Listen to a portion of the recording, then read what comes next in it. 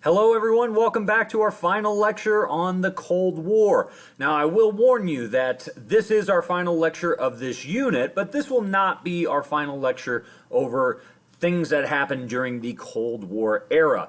We kind of paused after Vietnam and we returned back to civil rights for our next unit, but we will be continuing the Cold War and seeing how that came to an end in the late 80s and early 90s with our very last unit. But we will be pausing after the Vietnam War, after this lecture, and we will be going backwards a little bit to cover civil rights first. So anyways, we'll go and jump into it. Our main topic today is the Vietnam War, one of the most tragic chapters in American history, a war that, frankly, America found itself in and just could not get out. Highly divisive war, and frankly, one that became one of the deadliest wars in American history. So I start out showing you not only the map, because that of course, denotes a lot of what's going to happen here. You can see that it's a coastal country that very long and slender. That'll play into how the strategy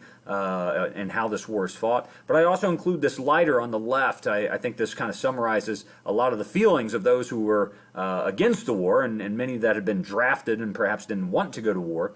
We, the unwilling, led by the unqualified, to kill the unfortunate, die for the ungrateful.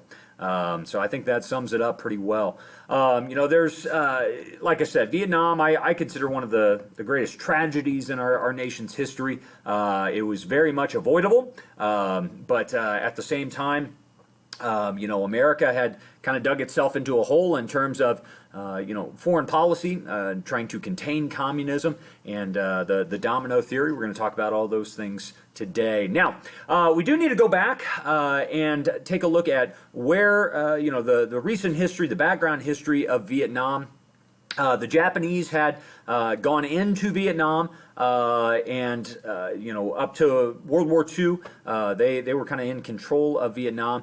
Before that, the French had actually been involved. And so once the Japanese leave, the French kind of try to regain control of their former colony. Now, the Vietnamese, if we were to take this history back even further, you would find that the Vietnamese people had frankly been colonized for hundreds and hundreds of years. If it wasn't the French or the Japanese, it was the Chinese. So this country has continually been a colony, continually been under control of other nations. And I think this is one thing that America does not understand when we get involved, that they see an opportunity, they being the Vietnamese, they see an opportunity to become independent for the first time in their nation's history. And the U.S. just saw this as kind of another kind of pawn in the Cold War. We saw this as just another kind of, mini chapter of the Cold War. But for the Vietnamese people, it was much different. It was much bigger stakes. And frankly, they're willing to fight to the death in order to gain that independence. So, they saw us as imperialist invaders. We saw our role as trying to stop the spread of communism, and ultimately, both sides didn't understand each other, and it would result in one of the longest wars in U.S. history. Now, a lot of this has to do with what's called the domino theory, and this was the idea in American foreign policy that if you allow one country, say, Vietnam in this situation, to fall to communism, that many neighboring countries will begin to fall to communism as well. We've already watched China fall. We've already watched North Korea fall.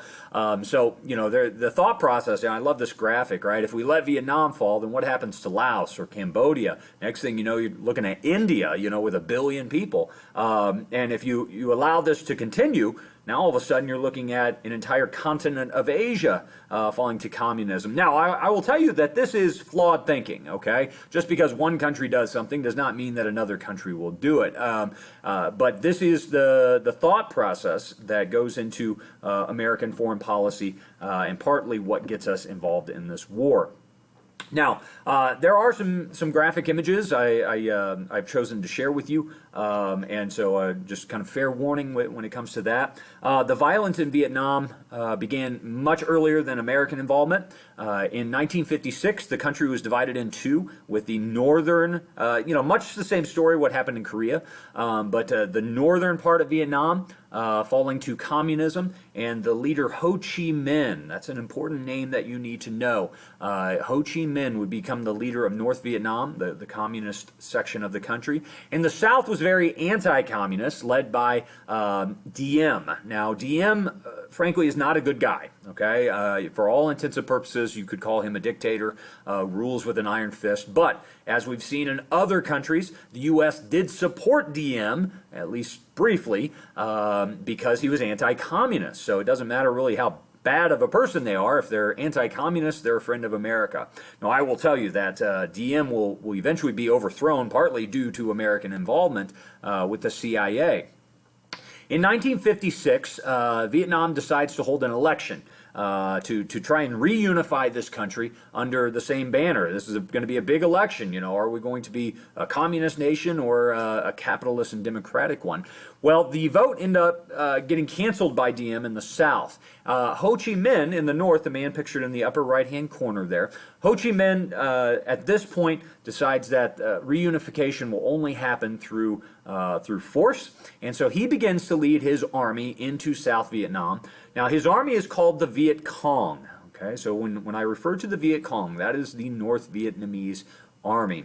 Now, they are going to be, like I said, geography plays a lot into this. A very long, slender nation. You'll notice in the map in the lower right-hand corner that the path that the Viet Cong would take, not only attacking there at the border, but also going into neighboring countries. This is a heavily, wooded area, heavy jungle, very tropical areas. So there's a lot of tree coverage, and it is very, very rural.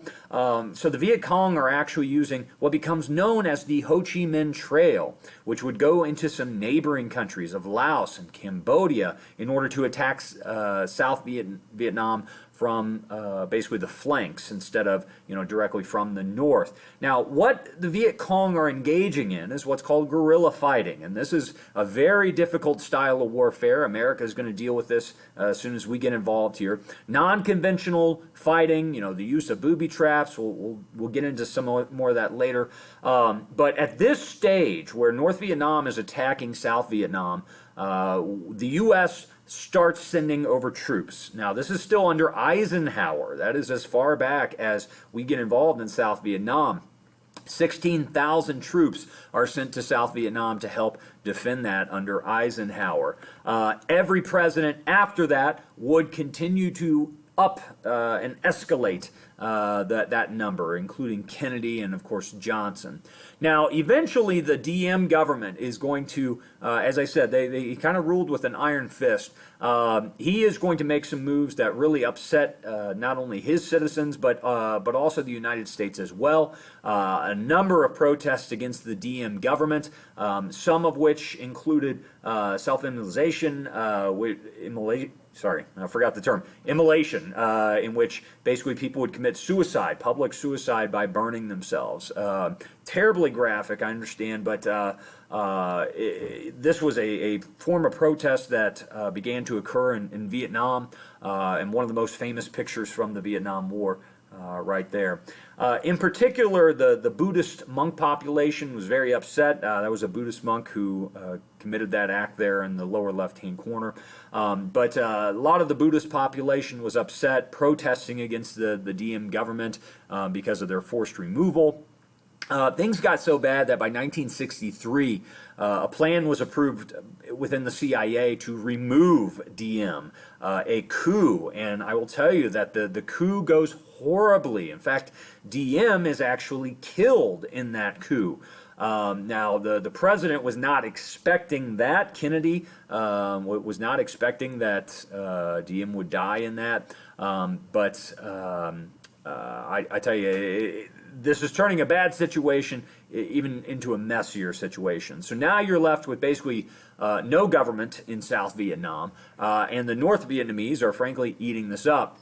Now, the Kennedy assassination takes place right around this time, and Lyndon Baines Johnson, who was a good old boy from Texas, Texas senator, and there's a famous speech in which Johnson stands up in front of a group of people and says, America wins the wars that we engage in. America's never lost a war.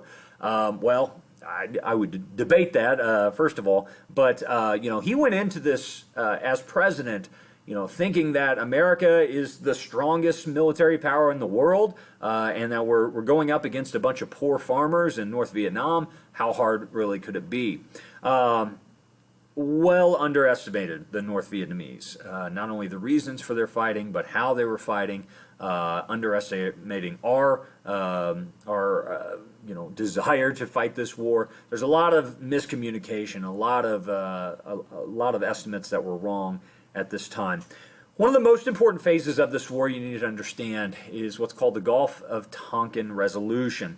Now, America didn't really, even though we were sending over some advisors, we didn't have an active military force. We're not engaging with the North Vietnamese on a regular basis at this point. But all of that changes here with the Gulf of Tonkin Resolution. So basically what happened was there was a ship in the Gulf of Tonkin, which is right next to North Vietnam, a U.S. ship, and they basically, the radar man identified that there were, or the sonar man, identified that there were torpedoes in the water to attack the vessel. Now, that vessel didn't actually... It actually wasn't attacked. There were no torpedoes in the water, but they still relayed this message back to Washington, D.C. President Johnson used this as an opportunity to basically rally the American people, rally Congress, and basically try and get the military involved. And they passed a law called the Gulf of Tonkin Resolution, which allowed Johnson full military powers. The Congress really gave up their power to declare war here, which frankly is a betrayal of the Constitution. It's a betrayal of what the Founding Fathers intended. War should be hard. War should be difficult to attain. And with the Gulf of Tonkin Resolution giving basically full military control to Johnson, sets a precedent that frankly we're still dealing with today, in which war is much easier to have. You make war easier to conduct and you're going to have more war. So I think the last few decades have definitely shown that. Now Congress, like I said, will hand over a lot of power to Johnson here to conduct this war.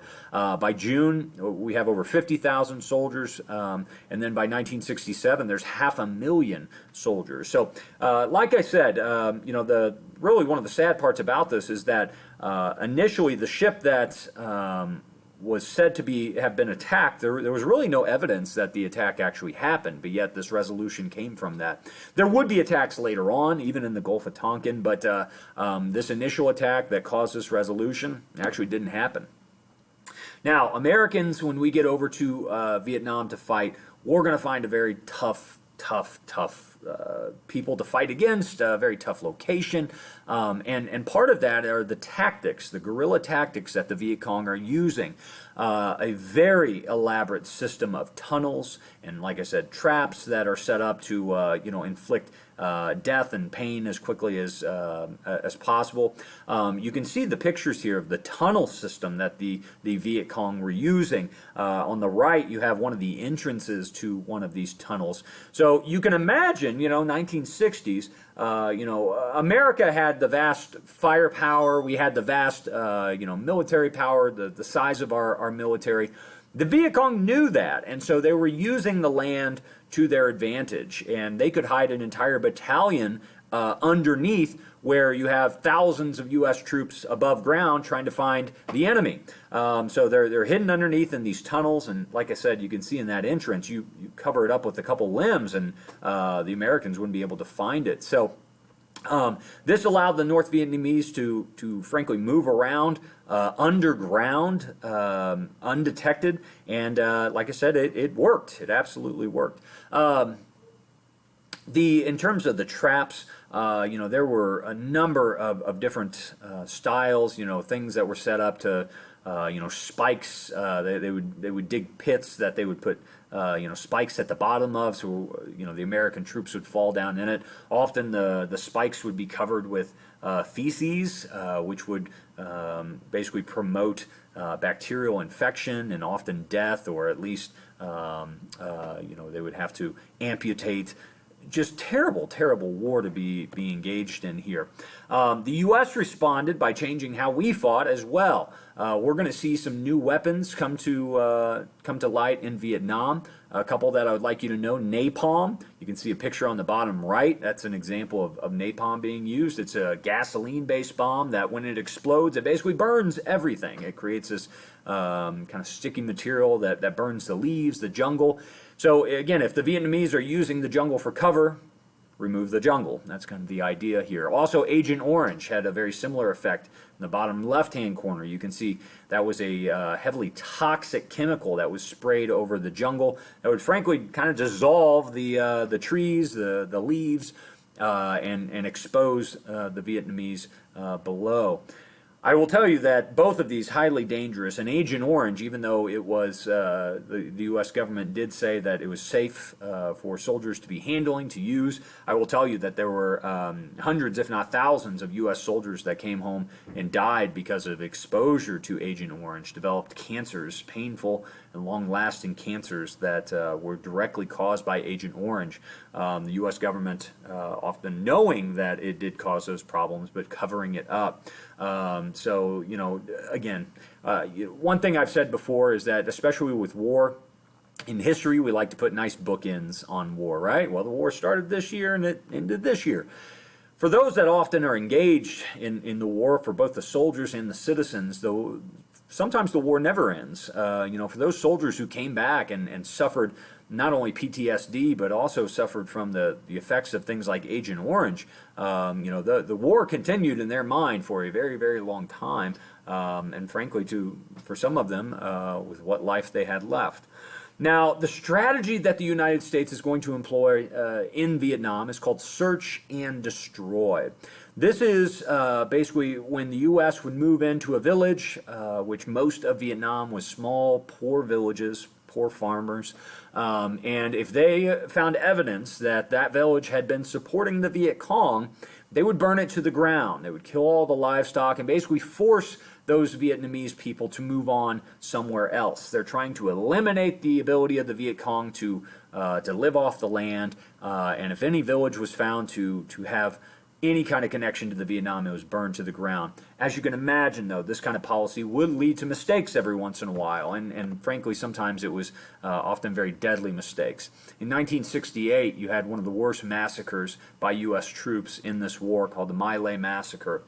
500 Vietnamese citizens were machine gunned to death by a group of U.S. soldiers who were trying to root out the Viet Cong. To make matters worse, when the government found out about this, we tried to deny that it had happened. There was a cover-up that took place, and of course it would have been devastating to both morale, also international PR. So the government, U.S. government, tried to cover the My Lai massacre up, but ultimately word did get out, and I will say that I know a couple of those soldiers responsible did end up in prison, I think one of them for life, but ultimately, you know, these kind of things happen when such violent tactics are being employed. But all of this, the search and destroy policy, this results in 3 million refugees in South Vietnam by 1967. And the war would continue on for another 8 years, so you can imagine how that number would grow. So now you're dealing with not only the Viet Cong threat, but now you're dealing with a massive humanitarian issue down in South Vietnam, where 3 million people are now homeless, don't have food or jobs. It's just a bad situation that's continuing to get worse. In 1968, we really hit a low point, and there was a Vietnamese holiday called Tet, celebrating the New Year in Vietnam. This was a major holiday, perhaps the biggest holiday in Vietnam throughout the year, and so everyone was excited about it. They were celebrating it. Even U.S. soldiers were celebrating it. But the Viet Cong, the North Vietnamese, used that as an opportunity to launch a surprise attack. On Tet, they launched this attack throughout South Vietnam. The U.S. would suffer very heavy casualties. Now, we will regain all the land that is lost initially in the Tet Offensive, but man, it comes at a cost. U.S. soldiers are dying by the loads, sadly, during the Tet Offensive. It was the deadliest phase of the war. This is really causing Americans some grief. I mean, at this point, we have been in Vietnam for over 10 years, actively fighting here for about 5. Things are just not getting better. And for the first time, besides Korea, Americans are saying, I don't know if we're going to win this thing. There's no promise that things are getting better. So what do we do? Another factor in this is the morale at home being affected by the media. Now, at this time, there's no cable news. There's really kind of the big 4 or 5 news stations: ABC, CBS. But for the first time in American history, a war is playing out on nightly television. Every single night when families sit down to watch the evening news, they are getting updates on the number of war dead, the number of Americans that were killed that day. That repeated message, even though it was accurate and it was good, that kind of transparency was taking place. Americans need to know what kind of sacrifice is being made. That does wear on people eventually. And a lot of Americans became tired of hearing, another 50 died in Vietnam today, another 100 died in Vietnam. And not just not just your average American, but also those that are starting to be sent over for service. The draft took people regardless of whether they wanted to be in the military or not. So you start having, especially by the late 60s and early 70s, you start having many people drafted into the Army that the military, and frankly don't want to be there, and that affects morale as well. So there start to become some large protests around the country. One of the worst and one of the deadliest took place at Kent State University, and protests were fairly normal at college universities against the Vietnam War, but this one got out of hand. Knowing that there had been some protests in which some college buildings had been overtaken by protesters and there had been some damage, the governor actually called out the National Guard at Kent State in Ohio to basically protect some of the buildings there. And when some of the protesters began throwing things like rocks at these soldiers, we don't know exactly what happened, but basically a couple of soldiers fired into the crowd of protesters, and they ended up killing 4.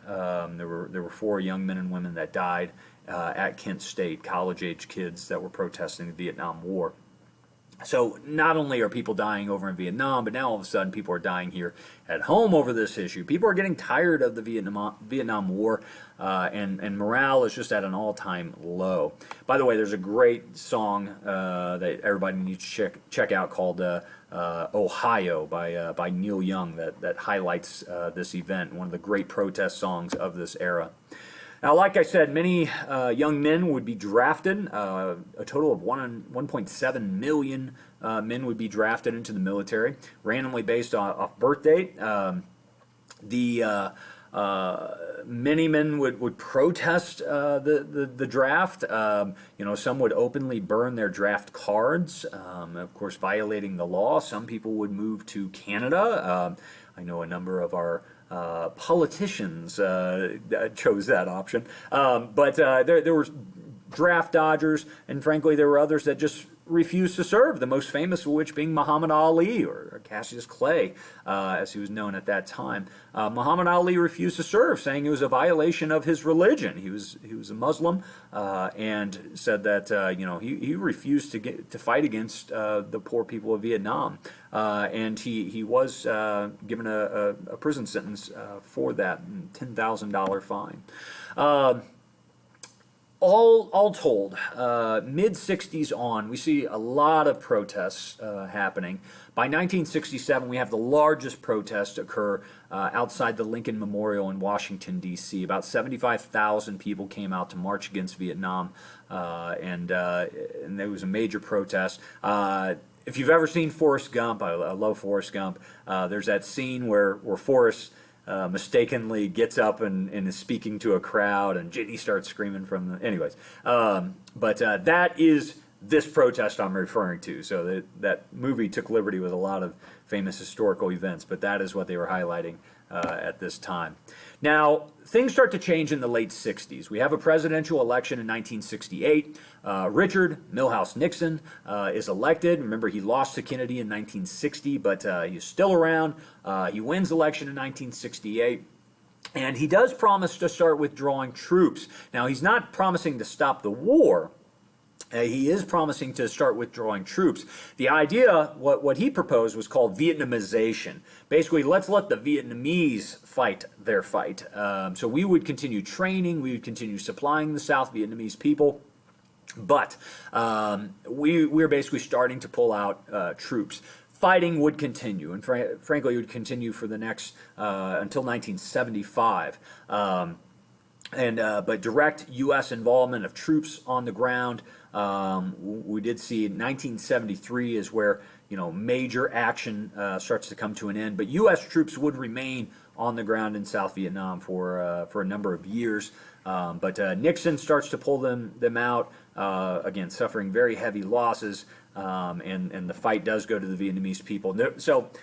Listen, it's not a good strategy though, because ultimately, you just can't train people that quickly in order to fight this kind of fight. I mean, the American soldiers couldn't even win, and we were the best trained military in the world. So now all of a sudden you want to take a bunch of ragtag South Vietnamese troops who have been trained for a month, and throw them into this fight.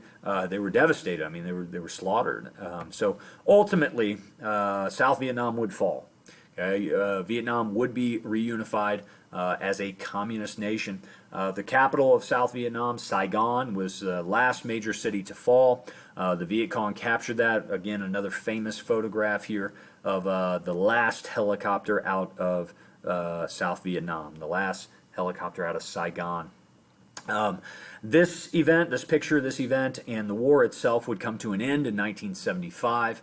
And Vietnam would reunify as a communist nation, of which they remain so today. So again, I think it's you can definitely say that America lost this war. We definitely didn't win it, but the casualty rate there, you had about 58,000 Americans that were killed in action. The Vietnamese sacrifice here, there were somewhere between 1 to 3 million people. It's difficult to know because so much of the killing was happening in rural areas, and where statistics were not held as much. But at least, at minimum, 1 million people were killed in this war. Just a terrible, terrible event. The overall effect on America, the Congress kind of realized that Gulf of Tonkin resolution gave the president way too much power. They did repeal it in 1970, but they put in place a similar law called the War Powers Act, which said that the president could put troops anywhere in the world he or she wanted, as long as they notified Congress within 48 hours, and then Congress would have to approve it. If they did not, then those troops would have to be removed within 90 days. But again, this is not at all what the Constitution set up to enable war. Critics would argue, well, the president needs more flexibility to respond quickly to these kind of events. But I think the framers of the Constitution would disagree, because war should be hard to start, and what this law did was make it easier.